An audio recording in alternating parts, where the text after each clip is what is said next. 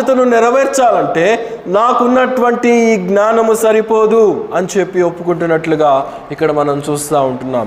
ఒక విశ్వాసికి కూడా కావలసినటువంటిది అదే. దేవుని సమక్షంలో మనల్ని మనం తగ్గించుకోవాలి. మనలో లేనటువంటిది ఏదో దేవుని సన్నిధిలో ఒప్పుకోవాలి, ఆయనను అడగాలి. మనలో లేనటువంటిది ఏదో ఆయన దగ్గర నుండి పొందుకొని మనము ముందుకు కొనసాగవలసినటువంటి వారమై ఉంటున్నాం.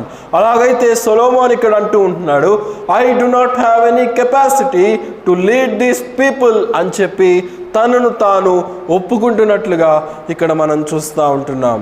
అలాగైతే సొలొమోనులో నుండి మనం నేర్చుకోవచ్చు ఆ తగ్గింపు, ఆ వినయము, ఆ యొక్క తనను తాను ఎంత మట్టుకు దేవుని సమక్షంలో ఒదిగి ఉంటున్నాడు అనేటువంటి విషయాన్ని ఇక్కడ మనం గమనించవచ్చు ప్రియులారా. ఇంకా క్రిందకి చదవండి 9వ వచనం కూడా.